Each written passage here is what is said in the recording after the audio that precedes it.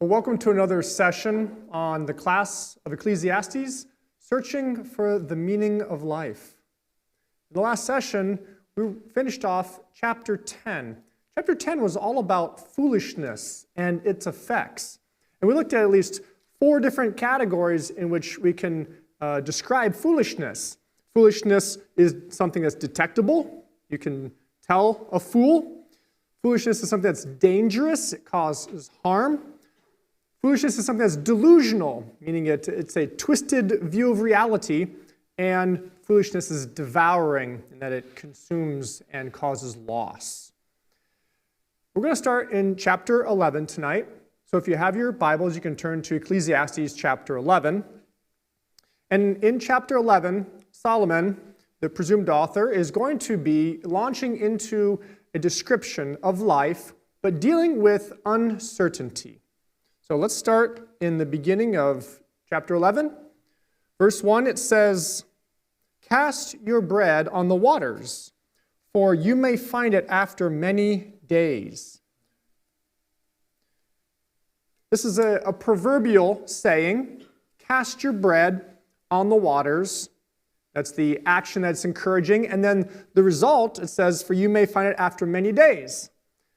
Well, I'm not sure about you, but soggy bread is not very appetizing to me. If I throw some bread on the water for some ducks or something, I don't want it back. Well, there's clearly here a metaphorical meaning to this proverb. As in most proverbs, the imagery is meant to evoke an idea in the mind of the reader. And probably the most likely metaphor for this imagery is that of maritime trade. It seems that this would be alluding to the idea of bread being some type of commerce or trade that you would send out on ships to be sold at other ports, and that you would then retrieve or you would receive back the revenue from the sales when the ships would return. And this can also connect with verse 2, which says, give a portion to 7 or even to 8. This is a numerical proverb where it's saying that you do 7 or 8, that the last number is the one that is emphasized in the list. And this probably refers to boats or ships. And the reason to do this, it says, is for you do not know what evil may happen on the earth.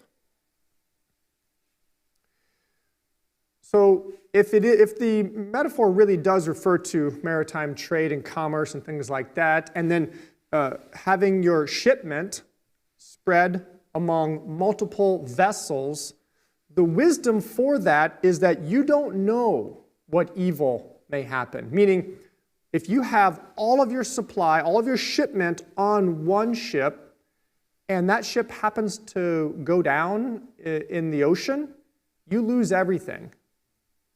So it seems the wisdom here is about diversification in order for protection and security given the unknown future, the uncertainty of what may happen. And this is something that I think we can resonate with. We do this a lot in various aspects of our lives. Take, for example, if you do any type of financial investing, it's not a good investment if you put your entire nest egg into one particular stock or company. What happens if that company goes bankrupt? Or what happens if the stocks for that particular company just plummet? You lose everything. In financial investing, a diversification of a portfolio is something that's often encouraged, where you have stocks and shares in different industries because of all the fluctuations that happen in the world. Having a large range of companies, which is kind of the idea behind a mutual fund, allows for fluctuations that balance each other out. Some industries might have a stock that goes up, while others might have a stock that goes down, and they can counterbalance each other so that you're not depending upon the outcomes of one particular sector of the market. This can probably be illustrated recently in times with the pandemic of COVID-19, where there were some specific sectors of industry that got hit really hard as a result of the pandemic. For example, transportation industry suffered greatly during the pandemic. Airlines, buses, and train companies, all their stocks and value went way down. They plummeted because people were not using them. On the other hand, there are other sectors of the industry, such as tech companies, outdoor outfitting companies, fitness equipment companies, delivery companies. These all had stocks that just skyrocketed. These were things that people needed during that time. And nobody foresaw this coming until it was here. And that's the wisdom here of verse 1 and 2, is about you don't know what the future holds. So it's wise to not bank on only one particular outcome. In verse 3, there's another proverb that emphasizes this aspect of uncertainty. It says, if the clouds are full of rain, they empty themselves on the earth. And if a tree falls toward the south or toward the north, in the place where the tree falls, there it will be. Well, that kind of seems a little self-explanatory that if clouds are full of rain, then it's going to rain. And if a tree falls, then wherever it falls, it falls. So what's this proverb trying to get at? Well, it's trying to get at the idea of you don't know exactly where. You don't know where the clouds are going to rain. It could rain here, could rain there, just like when a tree falls. Before the tree falls, you can't predict if it's going to fall this way or that way. Now, if you're a lumberjack, you can cut the trunk in a way that has a high degree of probability of going a certain direction. But this is talking about just the randomness of nature. When a tree falls, it'll just fall, and where it falls is where it falls. And you don't know that ahead of time. There's an expression we use in our modern world that I think encapsulates this idea, and it's when we say, that's the way the cookie crumbles. It's just, you don't know that that's how the cookie's going to crumble, it just does. And how it crumbled is what you have now. Meteorology and weather patterns, in the ancient world, they seem to be quite random. People couldn't predict weather very accurately. Since the invention of things like satellites and other weather collecting data probes, we're able to predict weather much more accurately now. However, it's still not 100%. The meteorology is basically a best guess practice based on a collection of data and certain analyses and models. And given our modern technology right now, if you look at a 3-day forecast, it's typically about 90% accurate, they say. If you extend that out 2 more days to 5 days, it goes down to about 75%. 7 days is about 60% accurate, and you go to a 10-day, and it is 50% or less usually accurate. I mean, it was supposed to rain 3 days last week here in the capital region of New York, and where I lived, we got nothing. Not a drop. So you can't always trust in the weather predictions, even though, by and large, now in modern day, we can trust them more so than in the past.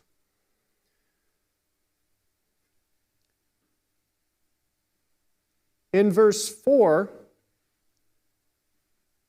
it reads, "He who watches the wind will not sow, and he who looks at the clouds will not reap."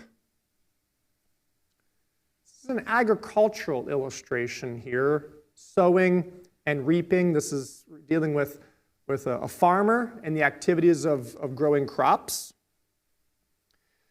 And this is about the way that a farmer, the inevitable randomness of weather, that if you try to always predict the outcome of the weather, you will always be second guessing it and then never actually acting. For example, here, if a farmer tries to predict when the wind will be favorable in order for them to sow, the more they look at the wind, they don't know what's going to happen the next moment after that, or 5 minutes later, 10 minutes later. And if they're trying to get certainty about how the wind is going to behave, they never will actually begin sowing the seed. And in the same way, if the farmer is looking at the clouds, if the farmer is trying to predict when there's going to be a dry season for a time in order to harvest and to reap the crop, they'll be looking at the clouds and then second guessing themselves all the time. They will be paralyzed because they can't know whether the clouds will change and then rain before they even finish reaping the harvest.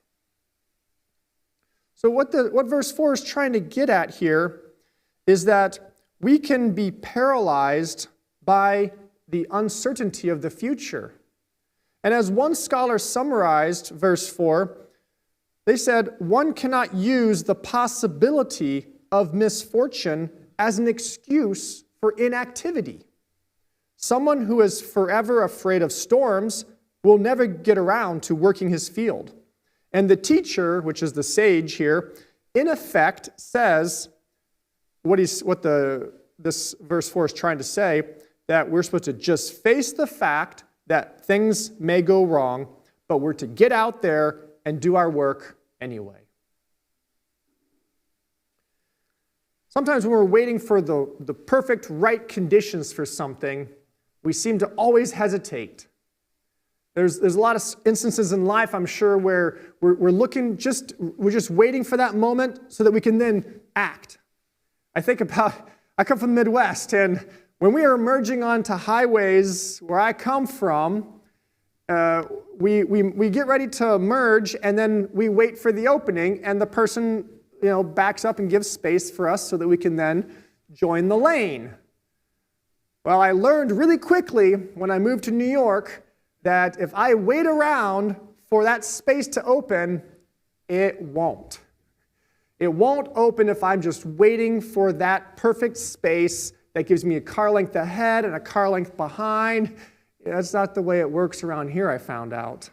That you have to start actually taking the action and becoming part of the lane, and then as you're doing that, the space somehow opens up so you can get in. It's very unnatural to me, but I've grown accustomed to doing it now. But it's like what the verse 4 here is saying, is that if you're just always looking to understand the future so that you can act appropriately all the time, you're not going to. We can't know the future. We have to act in the face of uncertainty.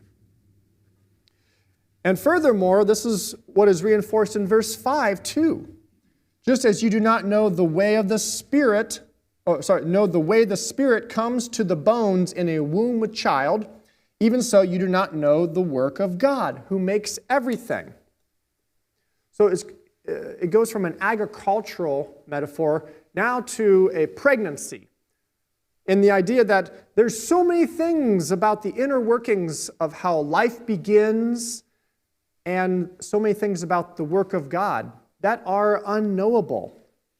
Here, the idea of the way the Spirit comes to the bones in the womb with child, that we don't understand how life actually happens. That's beyond human understanding. It's one of the great mysteries of human existence, is how a new life comes to be, and the way that the fetus forms within the womb. We have no idea how the spirit or the life enters the bones of that baby. These are great mysteries to humankind. And in likewise fashion, trying to understand all the work of God. It's beyond comprehension. It's not something we can figure out. We understand the way that God works in some ways, but to understand the inner workings, that is unknowable. And so Just like we can't really predict accurately the weather, we can't grasp all the intricacies of how life starts and begins, and likewise, we can't understand the way that God is working and how He has made everything proper in its time. That timing is not something that we can comprehend and grasp and then use to our benefit. The example of human ignorance in this regard is being used to make the point that even though we don't understand how things may really work, that shouldn't deter us and paralyze us into not doing anything. So while trying to figure out what's going to come in the future is not a profitable endeavor, we still need to act wisely in life and take reasonable chances. Because that's what going into the unknown is that there's a risk, there's a chance that something might turn out in a way we had no idea beforehand. People who are skeptical or fearful, they will not move forward in life to even an opportunity when it presents itself. And so we do not want to be like those who don't act because they're afraid of what the outcomes might be. We have to act in spite of that uncertainty. I think acting in spite of this uncertainty is something that James writes about in his letter in the New Testament. I'd like to just read a passage real quick from the book of James. In James chapter 4, verse 13, it says, "Come now, you who say, 'Today or tomorrow we will go into such and such a city and spend a year there, and do business and make a profit.' You do not know what tomorrow will bring. What is your life? For you are a vapor that appears for a little while and then vanishes. Instead, you should say, 'If the Lord wants, we will live and do this or that.' But as it is, you boast in your arrogant plans. All such boasting is evil." Why is boasting about what you're going to do evil? Well, in this context, it presumes that you actually know the future and you know that your plans will succeed. Thinking that you have control over the vast complexities of the world and of life, that is arrogant. And James is saying that if you think you can go and do something and have confidence in that, saying that you're forgetting that it's not you who's deciding how everything is going to turn out. It's if the Lord wills for you to do this or that, then you should. Not because you know what's going to be happening and that you have control over it. That is evil. And likewise in Ecclesiastes, facing the uncertainty of the future, thinking that there can be a prediction about it, that's the evil that James is talking about. And the wisdom of the Ecclesiastes, the Proverbs we're reading, is trying to point to that it's foolish to think that one can know all of these things about the future. And it's being paired with the complexities of life, the inner workings of life, and the work of God in the world. So let's jump back to Ecclesiastes, and we'll continue, and we'll read verse 6. In 11:6, it says, "In the morning, sow your seed, and in the evening, do not withhold your hand. For you do not know which will succeed, whether this or that. Whether they both alike will be good." So in the recommendation of Solomon here on the heels of the proverbial wisdom, the recommendation is, well, in the morning sow your seed, and in the evening do not withhold your hand.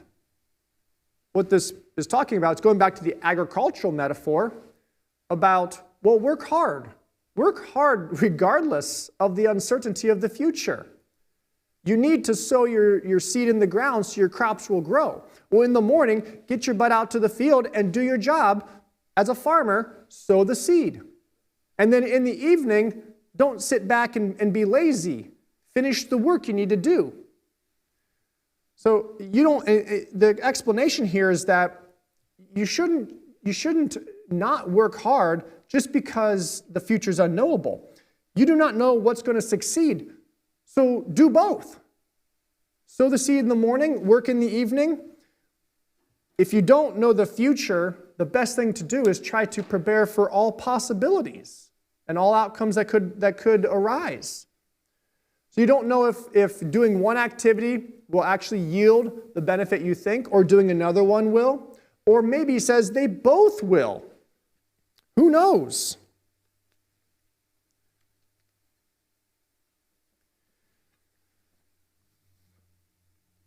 There's a famous saying by a retired NHL hockey player, Hall of Famer Wayne Gretzky, and he's famous for saying this line: "You miss 100% of the shots you don't take." That is, I think, the chewy caramel center of what this is about, is that if you actually don't do anything, you can never receive the benefit and the success that comes from applying yourself. So if you don't go out in the morning and sow your seed, or if you don't work hard in the evening, then you're not going to get anything. But if you do both, then one might succeed, or the other, or both of them together might succeed.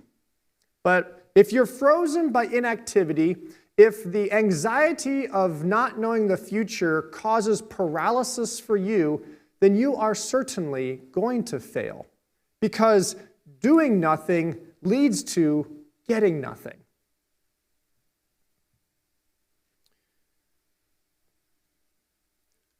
Verse 7, this starts a new section. So it's moving now into, we're going to talk about life. And there's going to be two main themes to this section. And we'll see them in verse 8 here. But let's read verse 7. "Truly the light is sweet, and it is good for the eyes to see the sun. Indeed, if a man lives many years, let him rejoice in them all, but let him remember the days of darkness, for they will be many. All that comes is pointless." The metaphor of light here is representing life. It's representing those whose senses can perceive light. When you're awake and you're conscious and you're alive and your eyes can see light, then that's life. You're alive. And that is sweet. Sweet referring to that this is you taste it. The metaphor for tasting of something is to experience it. And in that experience, it's a delightful experience. It's a pleasurable experience.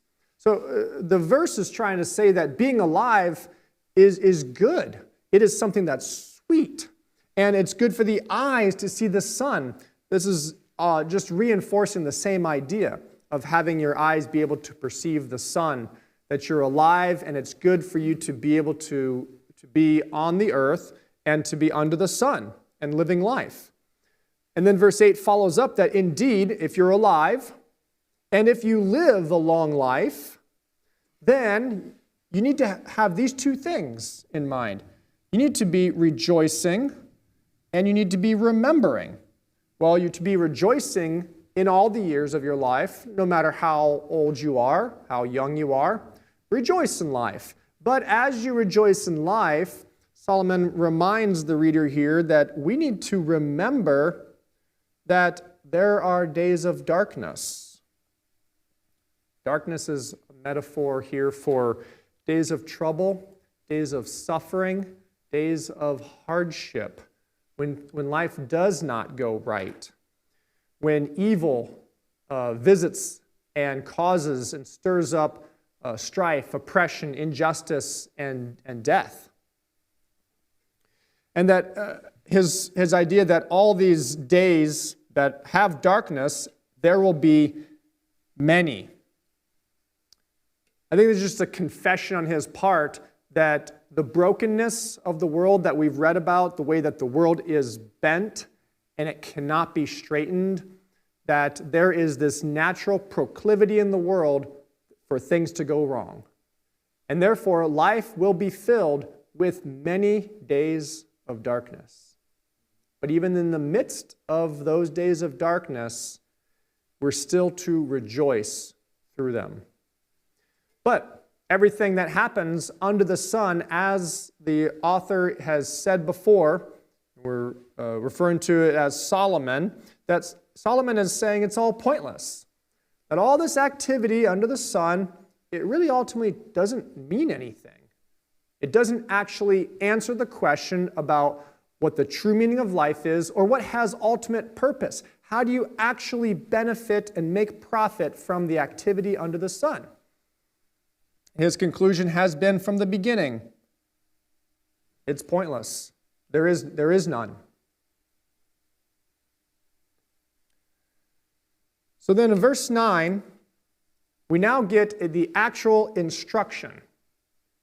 He speaks directly to the reader, telling us, "Rejoice, O young man, in your youth, and let your heart cheer you in the days of your youth, and walk in the ways of your heart, and in the sight of your eyes. But know that for all these things, God will bring you into judgment." So rejoice. He said we're supposed to rejoice all the years of our lives. And here he says, "Rejoice, O young man, in your youth." Now, it's not just to rejoice only while you're young. The idea here is that when you're young, this is a foundation of life that you're supposed to build. That young people should begin this process of rejoicing in life. And that it should then be formed in them to carry them throughout the rest of their life, all the years of their life. And for their heart to cheer them in the days of their youth. And it says that they're to walk in the ways of their heart and in the sight of their eyes. So if we walk in the ways of our heart and in the sight of our eyes, that sounds like kind of like hedonism, sort of, that we're going to kind of follow after whatever we like or whatever we desire, and that could get us into trouble.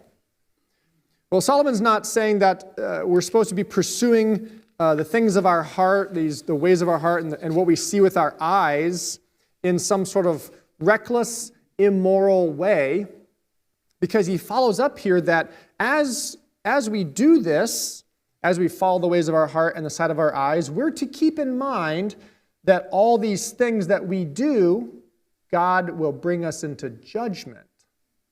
So it's not an unrestricted sort of like have all this behavior that we desire without any consequence. It's that we are to pursue the desires in our life, the things of our heart and our eyes, which are organs of desire, things in our heart and our eyes. They form what we then crave and desire.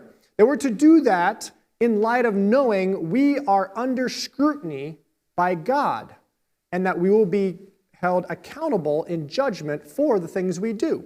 Therefore, when we pursue our desires in life, they are to be godly desires. They're to be desires that honor and submit to God, which we'll find out why that's important in the next chapter as the conclusion to the letter. But before we get there, we have a few more places to go. But I'm just going to conclude here in verse 10, at the end here of chapter 11, with the concluding statement of this section. So therefore, in light of this, that we're supposed to rejoice, and that we're supposed to pursue the ways of our heart and what our eyes see, all under the auspice of we're going to be judged by God. Therefore, we should remove frustration. Remove frustration from your heart and put away evil from your flesh. For youth and the dawn of life are pointless. Remove frustration. Previously, in Ecclesiastes, Solomon has talked about all the things in the world that are not understandable or that are pointless. He said that these things are frustrating to him. Frustration is the human condition, essentially. The ways that life doesn't seem to make sense. Things that should happen don't, and things that don't happen, that shouldn't happen, do. These things bring frustration. So Solomon is saying that you should just understand what the human condition is. that this is what life is. This is what life consists of. Therefore, remove the frustration from your heart and put away the evil desires from your flesh, because you know you will be brought into judgment. For youth and the dawn of life are pointless. Now, this refers to the idea that they're basically impermanent. You're not young forever. You're young for a time. And the dawn of life, when you're young, the beginning of life, and you're growing up, that then changes. And you become an adult. And then you grow old. And then you die. So the pointlessness is about the way that everything's changing. Remember, we talked about transitoriness in nature, and the cyclicalness that happens is all what makes it pointless. Everything seems to be constantly changing, and therefore nothing stays the same. And if nothing stays the same, nothing can be predicted, and nothing can be relied upon, because it's always in motion, and therefore it's pointless. He sees that with regard to life. Life is a continual motion from birth, ultimately then to death. And all of that just moves in one direction, never staying still, and therefore he doesn't see it having the value that other things do. So he calls it pointless.